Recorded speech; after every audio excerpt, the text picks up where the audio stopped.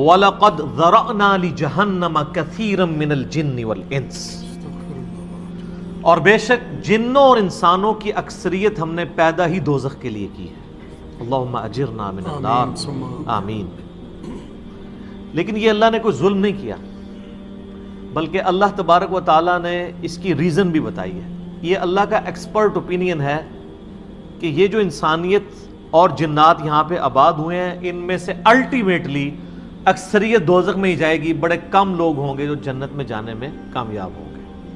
جو سورۃ العصر میں بھی آیا والعصر ان الانسان لفی خسر، زمانہ گواہ ہے اس بات پہ کہ ساری انسانیت گھاٹے میں ہے، سوائے ان لوگوں کے جو ایمان لے آئے، نیک اعمال کیے اور نیکی کی تلقین کرتے رہے اور صبر کی تلقین کرتے رہے۔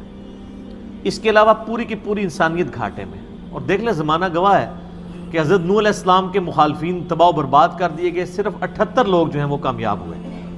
حضرت لوط علیہ السلام کی 2 بیٹیاں ان کے ساتھ بچائی گئیں، ان کی اپنی بیوی بھی اور پوری قوم تباہ کر دی گئی۔ پوری انسانیت گھاٹے میں چلتی آ رہی ہے، سوائے ان لوگوں کے کہ جو ایمان لے آئیں گے، نیک اعمال اختیار کریں گے اور حق بات کی تلقین کریں گے اور صبر کی۔ یہاں پہ سورہ الاعراف کی آیت نمبر 179 میں ہے کہ بے شک جنوں اور انسانوں کی اکثریت پیدا ہی دوزخ کے لیے ہوئی ہے۔ بولے اعوذ باللہ تعالی۔ لہم قلوب لا یفقہون بہا، ان کو ہم نے دل دیے تھے، عقل دی تھی، لیکن وہ اس سے سوچتے ہی نہیں ہیں۔ وَلَهُمْ أَعْيُنٌ لَا يُبْصِرُونَ بِهَا، ان کو ہم نے آنکھیں دی تھیں لیکن آنکھوں سے دیکھنے کا سا دیکھنا نہیں دیکھتے، عبرت نہیں پکڑتے۔ وَلَهُمْ آذَانٌ لَا يَسْمَعُونَ بِهَا، اور ان کو ہم نے کان دیے تھے لیکن سننے والا سننا سنتے ہی نہیں ہیں۔ أُولَئِكَ كَالْأَنْعَامِ بَلْ هُمْ أَضَلُّ، ایسے لوگ چوپایوں کی مانند ہیں بلکہ ان سے بھی بدتر ہیں، جو اپنی عقل، آنکھیں اور کان استعمال کر کے حق بات تک پہنچنے کی کوشش نہیں کرتے۔ اولئک هم الغافلون، ایسے ہی لوگ ہیں جو اصل میں غافل ہیں۔ تو اللہ تعالیٰ نے یہ یعنی اس میں ایک غیبی خبر دے دی ہے کہ الٹیمیٹلی یہ ہونے والا ہے۔ مطلب کیا کہ اب جس نے تیاری کرنی ہے وہ خود تیاری کر لے۔ اس کو میں ایک مثال سے سمجھاتا ہوں کہ اس وقت تقریباً یہاں پہ 80 کے قریب لوگ بیٹھے ہیں، اور میں یہ کہوں کہ میں ایک گولی چلاؤں گا جس کو بھی لگ جائے، تو ہم میں سے کیا ہر شخص یہ سوچے گا کہ یار ایک ہی گولی ہے، 80 بندے ہیں، کسی اور کو ہی لگے گی، ضروری ہے مجھے ہی لگنی ہے؟ ایسا تو کوئی نہیں سوچے گا، سب دڑکی لگا دیں گے۔ لیکن آخرت کا معاملہ کیا ہے؟ بخاری اور مسلم دونوں کی حدیث ہے، متفق علیہ، کہ آدم علیہ السلام کو حکم ہوگا کہ جنتیوں اور دوزخیوں کو الگ کرو۔ حضرت آدم علیہ السلام پوچھیں گے کہ اے اللہ کتنے جنتی اور کتنے دوزخی؟ تو اللہ تعالیٰ فرمائے گا ہر 1000 میں 999 دوزخی اور صرف 1 جنتی۔ تو یہاں اگر 1000 بندہ اور میں کہوں ایک گولی چلے گی، ہر بندہ بھاگنے کی کوشش کرے گا، لیکن آخرت کے بارے میں یہ حال ہے کہ ہر ایک بندہ یہ امید لگایا ہوا ہے کہ وہ جو ایک بچے گا نا وہ میں ہوں گا۔ اور ادھر 1000 بندے کے اوپر ایک گولی چلائی جائے تو 1000 کا 1000 سوچے گا جو ایک پھڑکے گا وہ میں ہوں گا۔ بالکل 180 ڈگری سوچ ہے۔ یا اس کو یوں سمجھے کہ میں کیونکہ ایک گولی چلاؤں گا 999 بچ جائیں گے، ایک کوئی لگے گی، کوئی نہیں کہے گا یار 999 بچنے ہیں تو چلو ایک میں بھی ان میں بچنے والوں میں ہوں گا، کیونکہ نا کدھر میں ہی نہ پھنس جاؤں۔ اور آخرت میں تو معاملہ بالکل الٹ ہے۔ بہت کریٹیکل ایشو ہے۔ انسان کو اپنی آخرت کی فکر کرنی چاہیے، اللہ کو سیریس لینا چاہیے۔ جو لوگ دنیا میں اللہ کو سیریس لیتے ہیں وہی اپنی اصلاح کر لیتے ہیں، ورنہ اللہ تو بے پرواہ ہے۔ یقین کریں، پوری کی پوری انسانیت دوزخ میں چلی جائے اللہ کو کوئی پرواہ نہیں ہے، پوری کی پوری انسانیت جنت میں چلی جائے اللہ کو کوئی پرواہ نہیں ہے۔ اور یہ جو اکثر لوگ مثالیں دیتے ہیں کہ جی دیکھیں کوئی ماں اپنے بچے کو کیسے دوزخ میں پھینک سکتی ہے، تو اللہ تعالیٰ تو ماں سے بھی بڑھ کے محبت کرتا ہے، وہ کیسے پھینکے گا؟ بھائی اس لیے پھینکے گا کہ اللہ تعالیٰ کے وہ احساسات نہیں ہیں جو ایک ماں کے ہوتے ہیں۔ ماں تو اپنی نفسانی خواہش یا محبت کی وجہ سے مغلوب ہو جاتی ہے، لیکن اللہ مغلوب نہیں ہوتا۔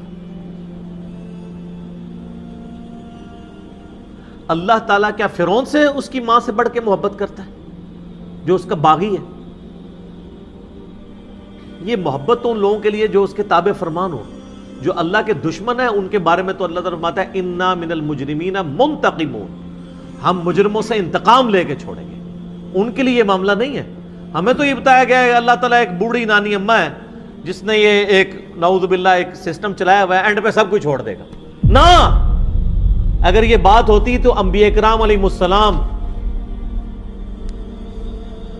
کی تعلیمات اس طرح کی نہ ہوتی کہ لوگ جو ہے وہ کیجول زندگی گزارنا شروع کرتے ہیں. بڑی سٹرکٹ تعلیمات ہے.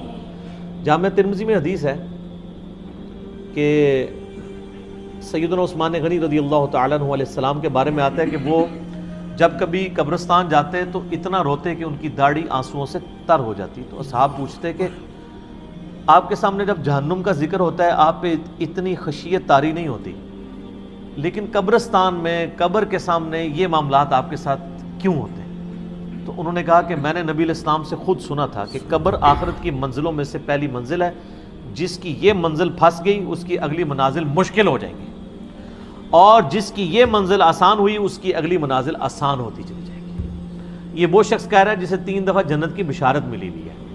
ہمارے پاس کوئی جنت کا ٹکٹ نہیں ہے اور ہماری بے پرواہی اپنے عروج کے اوپر ہے. اسی کو پنجابی میں کہا جاتا ہے نا, عقل نہ ہوئے تے موجیں ہی موجاں, عقل ہوئے تے سوچیں ہی سوچاں. جسے عقل نہیں ہوگی وہ موجیں مارے گا کیونکہ اسے پتہ نہیں ہے نا, لیکن جسے عقل ہوگی وہ سوچے گا کہ یار یہ معاملہ تو بڑا خطرناک ہو جائے گا. سب سے پہلی بات یہ کہ زندگی کی سب سے بڑی حقیقت موت ہے. ہم بلائے رکھتے ہیں, اپنے ذہن سے اسے دور رکھتے ہیں, لیکن واقعہ یہ ہے کہ زندگی کی سب سے بڑی حقیقت موت ہے. خدا کے منکر پیدا ہوئے ہیں لیکن موت کا انکار کرنے والا تو کوئی پیدا نہیں ہوا. اس لیے میں نے آیت آپ کو سنائی, کل نفس ذائقۃ الموت,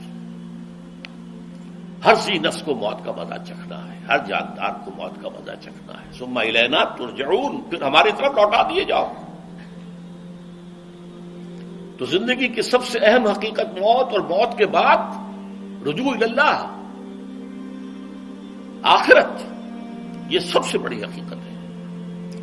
ایک حقیقت سب مانتے ہیں, سب جانتے ہیں, دوسری حقیقت کے اوپر پردہ پڑا.